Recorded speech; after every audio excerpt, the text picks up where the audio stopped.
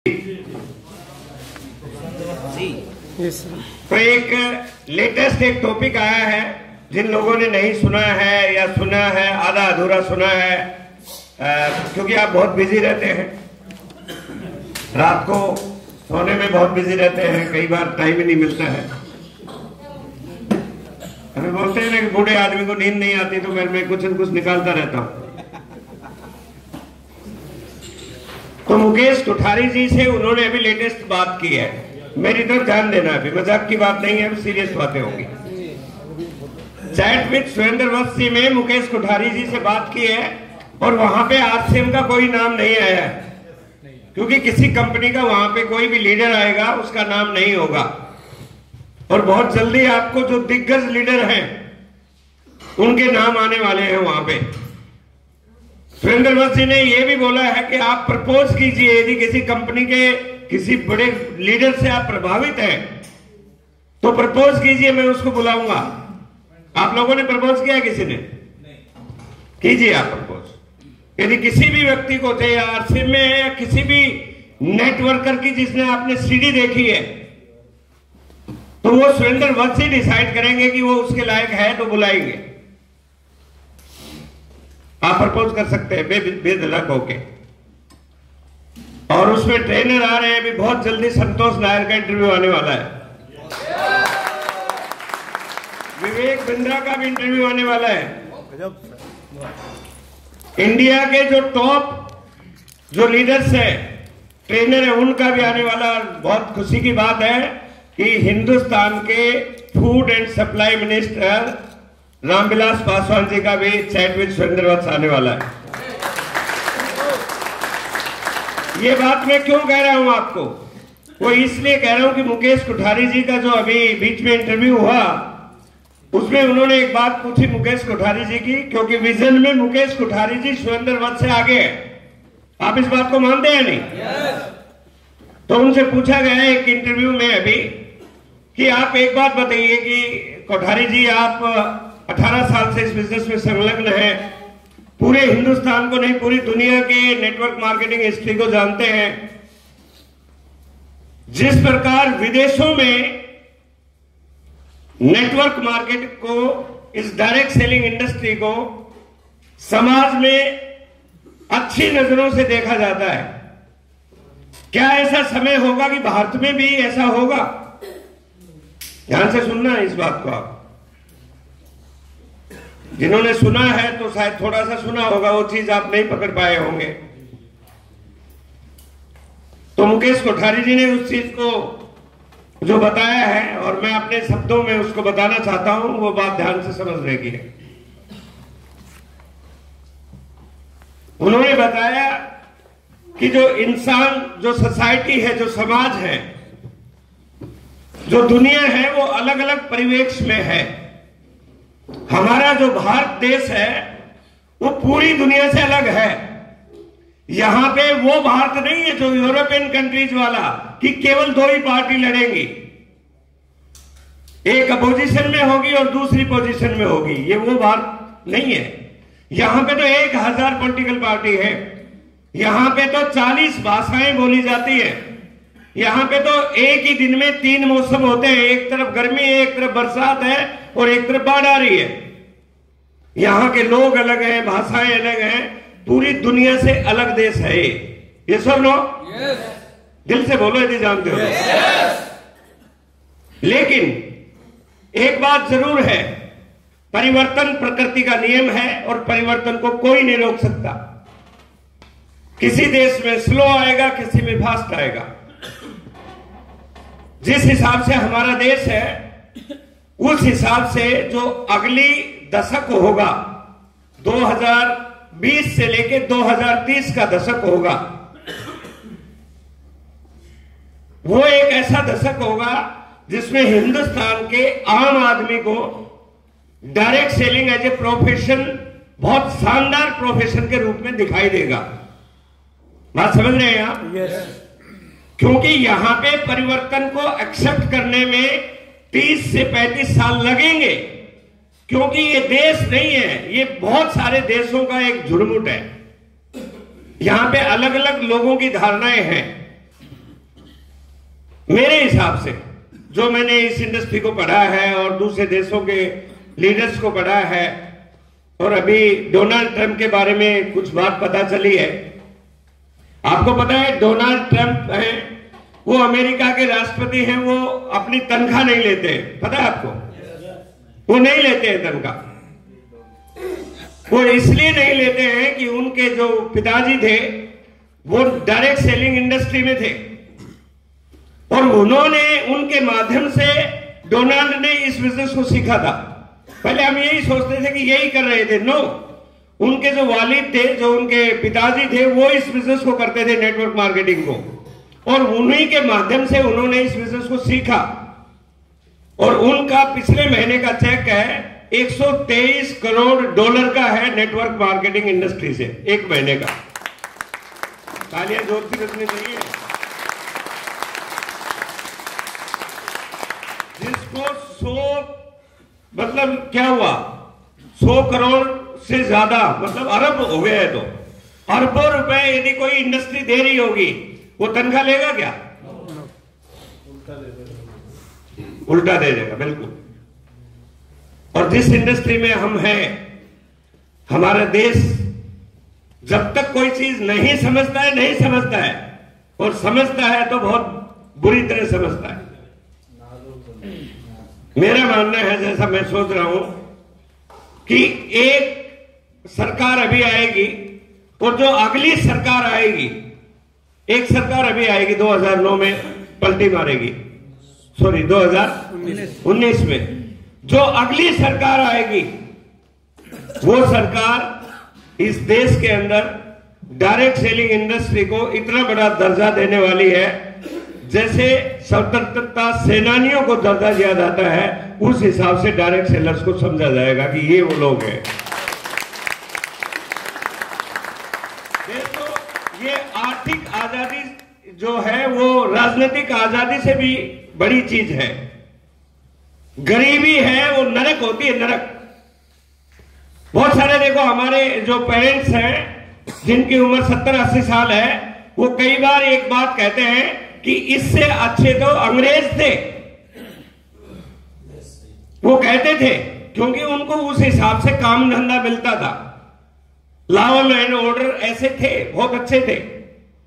लेकिन आज चीजें बहुत बदल गई हैं, तो अगले आने वाले दशक रहेगा वो बहुत बड़ा रहेगा, और उसमें आप सारे हीरो बनने वाले हैं। तैयार हैं? और आज का जो ट्रेनिंग प्रोग्राम है उसको थोड़ा आगे बढ़ाते हैं। आप मेंटली तैयार हैं? आगे डेंजर जोन में जाने के लिए तैयार हैं? क्योंकि अब आपके बीच में एक विजनरी व्यक्ति को बुलाने जा रहा हूं, जिनका इस बिजनेस को लेकर बहुत बड़ा विजन है, जो उतने कमिटमेंट के साथ भी काम करते हैं। डेंजर जोन 2025, जिनका टाइटल ही बड़ा अजीब सा है, खतरनाक है, दिलों को धड़काने वाला है। पहले आधा घंटा उनसे सुनेंगे, उसके बाद कार्यक्रम जारी रहेगा। आपको उन टेक्निकल अचीवर्स से यहां पे रूबरू कराया जाएगा जिन्होंने लास्ट ईयर पिन चेंज करने में, जिस प्रकार जगदीश कबीरा जी ने कुछ पॉइंट बताए, कौन से ऐसी चीजें रही कि उनकी पिनें चेंज हुई, टेक्निकल अचीवर ओनली, वो आपके साथ शेयर करेंगे। और उसके बाद 2018 में पूरी टीम में जो बेस्ट ओवरऑल लीडर रहे हैं उनको सम्मानित किया जाएगा। और उसके बाद कुछ मेरे पास जरूरी सूचनाएं हैं, वो मैं आपके साथ शेयर करूंगा। और 4:15 पे हम सभी ब्रेक करेंगे, चाय कॉफी वगैरह पिएंगे, और उसके बाद हम अगले 15 जो तारीख होगी 15 फरवरी को दोबारा से यहाँ पे इस ट्रेनिंग प्रोग्राम में मिलेंगे। तैयार हैं? सभी ने टारगेट लिख के डाल दिया यहाँ पे, मुझे दे दिया? ऐसा तो हो ही नहीं सकता सभी करें, ये तो इतना तो कभी संभव ही नहीं हो पाया। जब नाम 4 लोग छोड़ सकते हैं लिखना, तो टारगेट देना तो क्यों नहीं छोड़ेंगे? चलो कोई बात नहीं। तो सुनील जी को सुनने के लिए तैयार हैं? क्योंकि वो आपके बहुत चाहते लीडर हैं, दूर दूर तक लोग उनका इंतजार करते हैं। और आप जोरदार तालियां बजाएं। और मैं बुलाने जा रहा हूं अमरान achiever Shri Sunil Sharma ji, please welcome अंदर से जोरदार तालियां। ये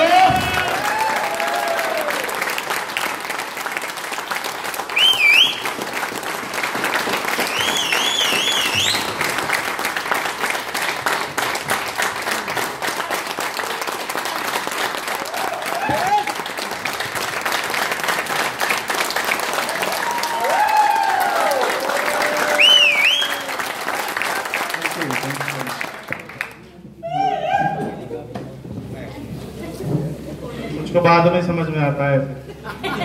जय आरसीएम, एक्साइटेड है? yes. ये भी पूछने की बात है, एक्साइटेड है? लीडर्स बुलाएं तो एक्साइटेड तो होना ही चाहिए। तैयार हैं आप सब? कहाँ? ये बाकी दुनिया के जितने धंधे हैं उनके लिए डेंजर जोन है, डायरेक्ट सेलिंग के लिए इससे स्वर्णिम दौर हो नहीं सकता। तो आपको डरना मना है, बाकी को डरना और मरना उन्हें खुद देखना जरूरी है। तैयार हैं?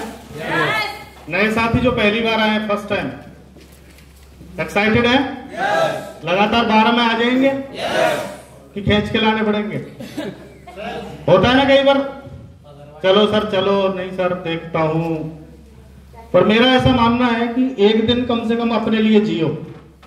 ये आज का दिन हमारे लिए होता है, लीडर्स के लिए। यस, एक दिन मिलता है लीडर्स के साथ रहने का, उनसे सीखने का, उनके साथ ब्रेकफास्ट लंच करने का एक दिन मिलता है। Yes no? और बड़े बड़े धुरंधर, बड़े बड़े ज्ञानी, बड़े बड़े तुर्रम खान ये बोलते हैं कि जैसी संगत वैसी रंगत, वैसी रंगत। Yes no? तो आप अगर लीडर्स के बीच रहोगे तो ऐसा हो ही नहीं सकता कि आप लीडर ना बने। तो मेरी आपसे गुजारिश है कि 12 की 12 तो कम से कम अटेंड कर ही सकते हैं। एक साल में 12 दिन अपने नाम दे सकते हैं क्या? तैयार है? चले? Happy new year 2019। और आपकी इस साल में 4-4 पिने बदले, ऐसी मैं दुआ करता हूं। हेलो, क्योंकि माय डियर सिस्टम है, कुछ भी कर सकता है। अगर आपका सिस्टम इस मोड पे आ गया होगा तो 4 नहीं और भी ज्यादा बदल सकती हैं। और जिन्होंने मेहनत की है पिछले 2 साल में, उनके सारे रिकॉर्ड 2019 में टूटने वाले हैं। क्या आप तैयार हैं? एक बात बताओ, साल तो बदल गया, पर आपका क्या बदलेगा इस साल में? क्या बदलेगा? पिन। पक्का? चुभती नहीं है आपको ये पिन?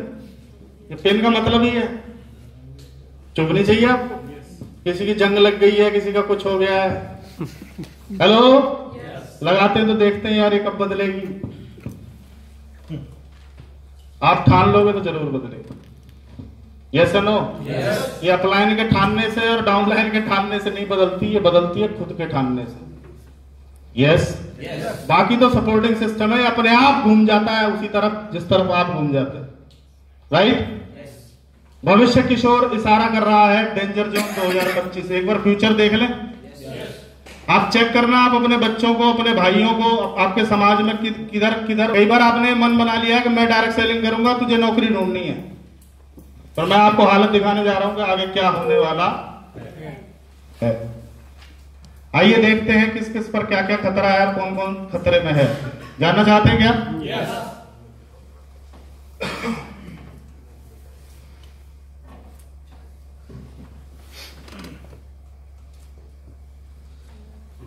जॉब की हालत, आपको लिखने की जरूरत नहीं है ना, फोटो खींचने, इसको महसूस करने की जरूरत है। आज आपको नींद आ जाए तो मेरा नाम बदल देना। आप 8,000 की नौकरी लाइन में लगे हैं, MBA, और कितने हजार की नौकरी? 8,000। कईयों के तो इसके नजदीक TDS कटने शुरू हो गए। किसी का 1,70,000 है तो 5700 रुपए का TDS देता है वो।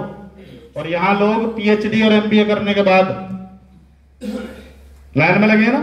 ये देखो गोलू मोलू, ये देखो इनकी एज दिखाई दे रहे हैं। इंजीनियरिंग छात्रों को नहीं मिल रही नौकरी, हजारों लोगों ने छोड़ी। छात्र ना मिलने से देश भर में 62 इंजीनियरिंग कॉलेज बंद हो चुके हैं माय डियर फ्रेंड्स। और आज भी एक बाप अपने बच्चे को इंजीनियर बनाने के शायद पीछे पड़ा हो कि तू बन इंजीनियर, उसको पता ही नहीं है कि होने क्या वाला है। Yes no? 8वीं पास सिपाही चाहिए लेकिन दौड़ रहे हैं।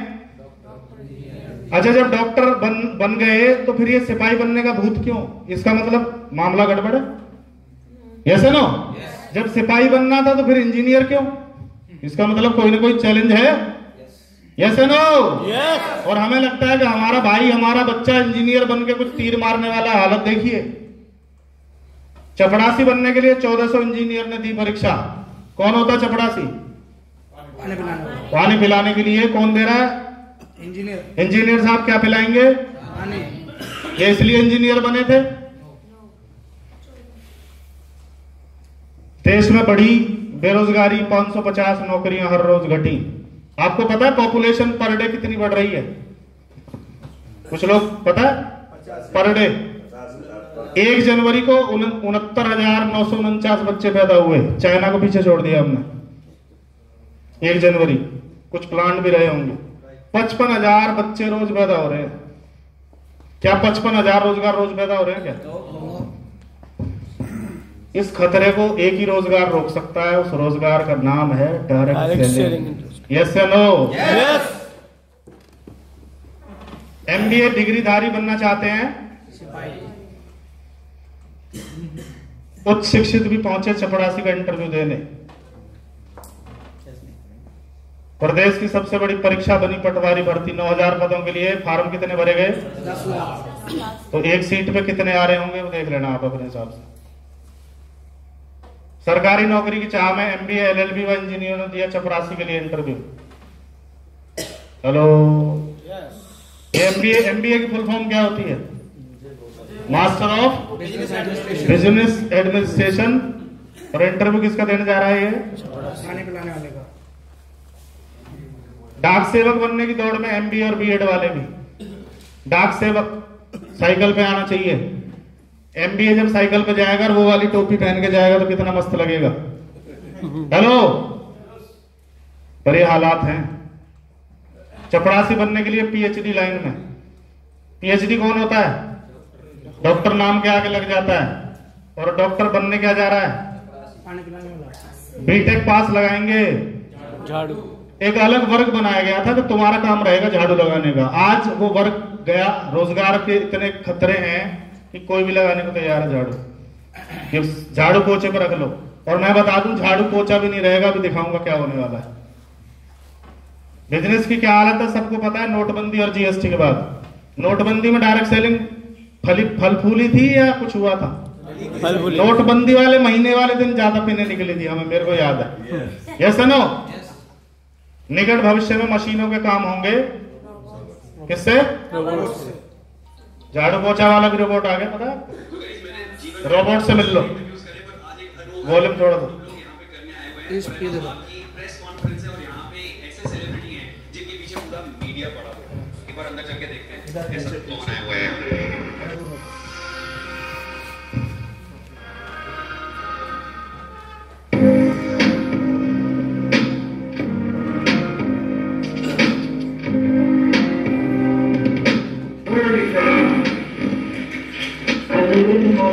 Travel the world to meet people from different cultures.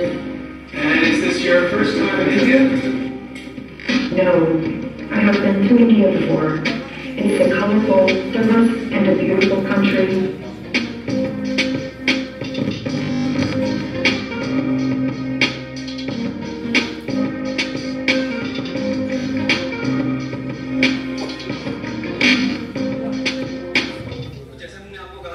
अनोखा इंटरव्यू होने वाला है। हम लोग सोफिया से मिलने आए हैं और वो अंग्रेजी में बात करती है। So we gonna take this interview in English.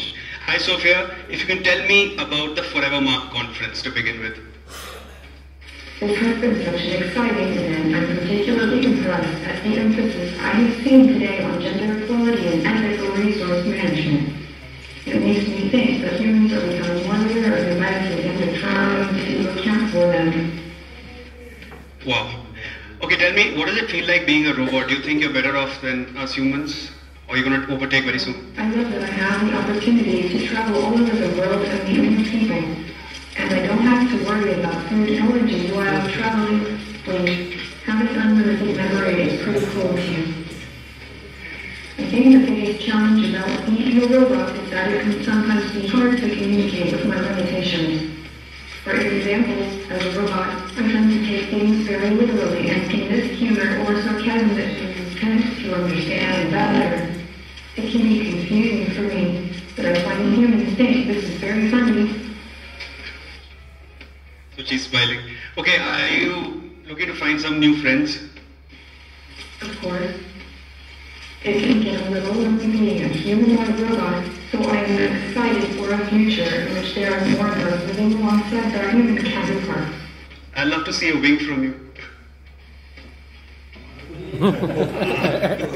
Excellent. Okay, and also tell me, what's your take on India? How much of it have you been able to see?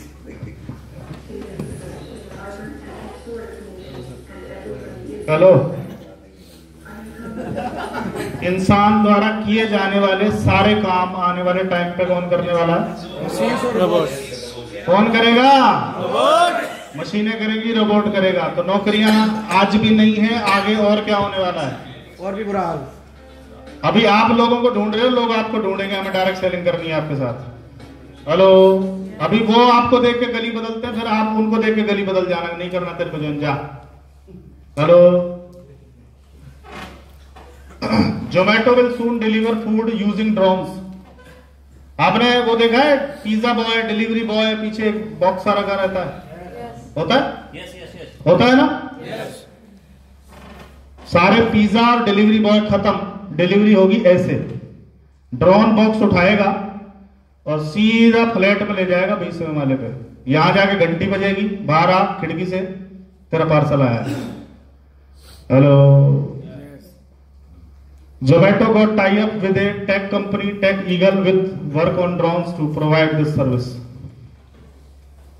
तो बता देना पिज्जा बॉयज को, बेटा RCM कर ले, नहीं तो। Hello, robot किसकी जगह काम करेंगे? डॉक्टर। आज एक बाप अपने बेटे को एमबीबीएस करा रहा है, सर्जरी करा रहा है, पता नहीं क्या क्या उसको बनाने के चक्कर में सर्जन बना रहा है उसको, आई स्पेशलिस्ट। उसको पता ही नहीं है जो आज वो पढ़ा रहा है अगले 10 साल में खत्म। क्योंकि अभी रिसेंटली एक डॉक्टर ने हार्ट सर्जरी की है रोबोट से, और बहुत सक्सेसफुली, लैपटॉप पे बैठ के। उधर रोबोट ने काम किया, एक्यूरेट, बिल्कुल एक्यूरेट। क्योंकि रोबोट पत्नी से लड़के नहीं आता, कैंची इधर उधर चलेगी, उसकी एक्यूरेसी मानव से ज्यादा एक्यूरेट रहेगी। एक डॉक्टर एक टाइम में हजारों ऑपरेशन करेगा। तो जिन बच्चों को एमबीबीएस की तैयारी कराई जा रही है, लाखों रुपए करोड़ों रुपए खर्च करे जा रहे हैं, कई जगह मिल जाएगी। कई बार है ना हमारे साथ भी ऐसा कि हम तो आरसीएम करेंगे पर मेरा बेटा डॉक्टर, बड़ा भी डॉक्टर, वहां रोबोट चाचा खड़े मिलेंगे। किधर रोबोट किसकी जगह काम करेंगे? रामेश्वर दयाल को पहले ही पता था कि रोबोट आने वाले हैं, छोड़ के आरसीएम, आज स्टार भर लें, नहीं तो पछतावा रह जाता। Yes no? और इन्होंने किसी बच्चे को राजमिस्त्री वाली ट्रेनिंग नहीं दी, इन्होंने अपने बच्चों को इसी लाइन पे डाल दिया। समय लग सकता है पर वो भी स्टार बनेंगे, क्योंकि इन्हें फ्यूचर दिखाई देता है, इनका विजन है। मेरे घर में दो हैं, मेरे से दोनों छोटे ही यही हैं, उन्हें नहीं पता क्या होने वाला तुम्हारे साथ। हेलो, और ये मुझसे मेरी गारंटी मांगते हैं कि कब तक चलेगी तुम्हारी और मैंने कहा तुम्हें नहीं पता क्या होने वाला है तुम्हारे साथ। ये कौन है? अपनी टीम में लखनऊ में दुनिया भर की आर्मी है, और वो आर्मी वाले पता क्या बोलते हैं? अरे सर कुछ नहीं हुआ तो अपने बच्चों को कहीं ना कहीं तो मैं फिट करवा दूंगा। मैंने कहा आजा, ये देख 3 लाख फौजियों को बाहर निकालने वाली है आर्मी, उनकी जगह टोटल टेक्नोलॉजी यूज होगी। बॉर्डर पे सोफिया खड़ी होगी AK-47 लेके, जरा सी हरकत होगी फायर करेगी। Yes no? और गर्दन काट ले जाते हैं ना, सोफिया बोलेगी आ काट के दिखा, आजा। क्योंकि सोफिया सोती नहीं है, सोफिया को छुट्टी नहीं चाहिए, पेंशन नहीं चाहिए, मेडिकल कुछ भी नहीं चाहिए। अरबों खर्च होता है उन आर्मी पर्सन्स के ऊपर, वो गवर्नमेंट अब टेक्नोलॉजी पे लगाने वाली है। तो कहां जाएंगे, क्या करेंगे? आरसीएम नहीं, आरसीएम देखना। रोबोट किसकी जगह काम करेंगे? ये देखिए, प्रोफेसर। हर साल 10 लाख लोग टेट पास करके लाइन में हैं। मैं उनसे पूछना चाहता हूं जो पहले पास है उन्हें नौकरी मिल गई, जो तुम लाइन में खड़े हो? और यहां भी कौन आने वाली है? सोफिया। सोफिया साइंस पढ़ाएगी, मैथ पढ़ाएगी, सब पढ़ाएगी। भाई साहब गायब। और जो लोग पढ़ के कुछ लाइन में लगने की तैयारी में, उनका होगा क्या चलेगा? आरसीएम इतनी आसानी से नहीं चलेगा, इनके सबकी वाट लगेगी तब आरसीएम चलेगा। Yes no? संपादक ये देखो हेल्प मांगेगा, बैठ के मांग। इसकी जगह कौन आने वाला है? सब ऑटोमेशन होने वाला, सब सारी चीजें सिस्टम में आ जाएंगी साहब। सेल्समैन। पिछले दिनों दुनिया में पहली बार किसी देश ने एक रोबोट को नागरिकता प्रदान की। सऊदी अरब में इस रोबोट को एक महिला की तरह पेश किया गया, उसे नाम दिया गया सोफिया। इतना ही नहीं, उसकी संवेदनाओं को परखने के लिए उससे कई सवाल जवाब किए गए। उसने थैंक यू बोला। आज के दौर में इंसान जैसे दिखने वाली मशीन यानी रोबोट वह सारे काम कर सकता है जो आप उससे करवाना चाहते हैं। उसके पास आंख, कान, नाक, मुंह सब कुछ है। वह चल सकता है, बोल सकता है। शारीरिक क्षमता के बाद सोफिया ने दिमाग के मामले में इंसानों को पछाड़ दिया। मानव मस्तिष्क की तरह काम करने वाले रोबोट विकसित कर रही हैं जो डॉक्टर, इंजीनियर, एडवोकेट, सैनिक, प्रोफेसर, संपादक, अकाउंटेंट और सेल्समैन जैसे कई तरह के कार्य कर सकेंगे। कोई नहीं बचेगा माय डियर। क्या बचेगा फिर? जिसका मजाक उड़ रहा है वो बचेगा। फिर हमारी हंसी दूसरी हो जाएगी। हा हा हा हा, अब बोल किधर जाएगा तू, अब मैं आरसीएम करूंगा। 2 लाख एटीएम मशीनें बंद होने जा रही हैं। हेलो, ये मशीनें बंद होंगी, लोग खड़े रहते ना, गार्ड खत्म। आगरा कितने लोग हैं? आगरा डीलक्सन अगर आपने देखा हो, डीलक्सन के बाहर एक आईसीआईसीआई का एटीएम हुआ करता था, उसके गार्ड ने आरसीएम कर लिया। और जैसे ही उसने ये देखा, बोला सर हम सही टाइम पे आ गए ना। मैंने कहा तू तो नजदीक था, बाकी तो बचे हुए हैं। Job is like a pain killer not a permanent solution. और लोग पेन किलर को ज्यादा मायने देते हैं। लड़का चाहिए लड़की के लिए कौन सा? पेन किलर वाला, जो रोज एक गोली खा के सोता है। परमानेंट कोई इलाज नहीं है उसके बाद। समाधान है? जानना चाहते हैं क्या? इतनी ऐसे नहीं बताऊंगा मैं आपको। अब जानना चाहते हो तो कुछ हलचल करके दिखाओगा। You are excited?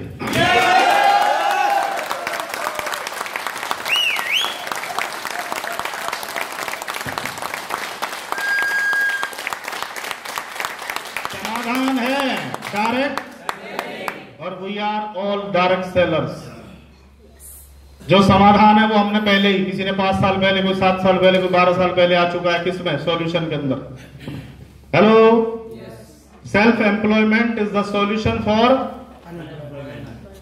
स्वरोजगार ही इलाज है बेरोजगारी का।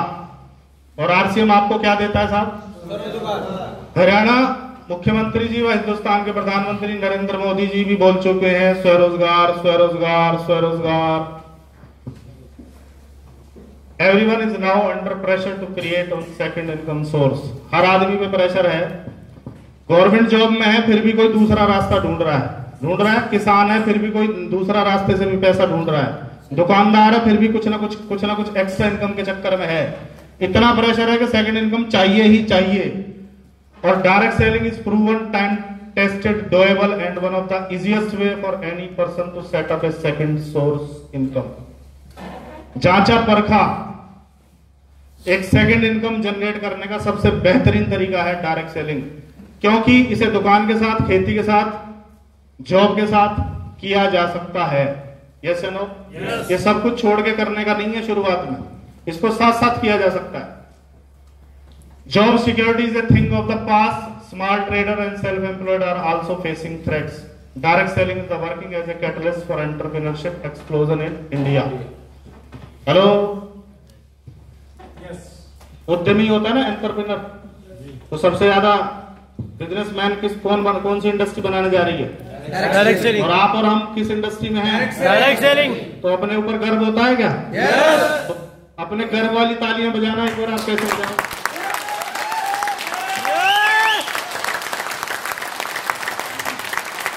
और ये वाला हाथ ना ऊपर करो, ये वाला ऐसे। और अपने आप को शाबाशी दे, वाह डायरेक्ट सेलर, शाबाश, तूने 21वीं सदी की सबसे बड़ी क्रांति को तूने चुन लिया। जब तक लोग समझ पाएंगे तब तक कर जाएंगे। Yes no?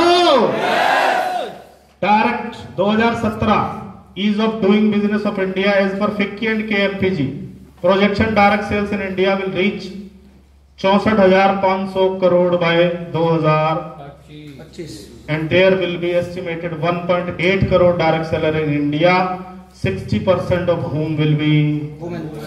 अभी आपको पता तेजी से महिलाओं की संख्या बढ़ रही है टीम में। पहले मुझे अपना याद है महिलाएं थी नहीं, और अभी महिलाओं की संख्या इतनी तेजी से बढ़ रही है जिसका कोई हिसाब नहीं है। वर्ल्ड वाइड आंकड़े बताते हैं कि 87% महिलाएं डायरेक्ट सेलिंग में है वर्ल्ड वाइड। इंडिया 2025 में 60% महिलाएं होंगी, क्योंकि उनके लिए इससे बढ़िया रोजगार कोई हो ही नहीं सकता, क्योंकि खर्चा और चर्चा करना उनकी खासियत है। उनकी क्या है? FICCI report direct 2016 contribution of direct selling in building India. Direct selling contribute कर रहा है किन किन चीजों में? Make in India, startup India, empowering women, skill India, Kaushal Bharat, Kushal Bharat और डिजिटल पावर टू एम्पावर। इन सब में हेल्प कर रही है डायरेक्ट सेलिंग। क्यों नहीं चलेगी डायरेक्ट सेलिंग? कोई एक कारण तो ढूंढिए। उसके बाद भी क्या उतने ही भरोसे से हम आरसीएम कर रहे हैं? क्या उतना ही बिलीव लेवल है? या 4 बार बिलीव आता है, एक बार बीच बीच में कुछ वो भी आ जाता है कि यार अगर कुछ ऐसा तो कुछ नहीं होता। हेलो? क्योंकि जिनका फर्म बिलीव है वो उसी बिलीव के साथ काम कर रहे हैं, और जिनका नहीं है उनकी स्पीड में कहीं ना कहीं ब्रेकर्स आते हैं, सेल्फ डाउट है उनके। WFDSA global sales report 2017 direct selling sales 2017 in crore. USA में कितनी थी? 2,40,300 करोड़। और ये China 2,40,000। Korea 1,20,000। Japan 1,00,000। Malaysia, Taiwan, Thailand and India 10,591। इन सबको मिला के शायद इंडिया बन जाए। इतनी पॉपुलेशन लिए बैठे हैं हम, चाइना को पीछे छोड़ने का मादा रखते हैं, और अभी तो पार्टी शुरू भी नहीं हुई है। Yes no? हमारा एक एक गांव निकाल देगा इससे ज्यादा की कैपेसिटी। तो जब सारी चीजें आ चुकी होंगी तो क्या खतरनाक होने वाला है। Yes no? Number of direct seller in 2017 USA, Thailand, Korea, China. अभी तो पार्टी। हेलो, आओ देखते हैं आरसीएम की पावर। जानना चाहते हैं कि पावर? यस। एक आदमी 2000 में शुरू हुआ एक पेंट के पीस से, नाम ओपी शर्मा, एक गस्टेड ऑफिसर। उसको किसी ने बताया कि आरसीएम ऐसे ऐसे कर सकती है। एक पेंट का पीस लेके, दिखाने को कुछ नहीं, कोई चेक नहीं, कोई पीयूसी नहीं, अपनी दुकान अपनों के लिए नहीं, कुछ नहीं, सिर्फ एक विजन के साथ उन्होंने काम किया। 2013 में दुनिया से चले गए और 2018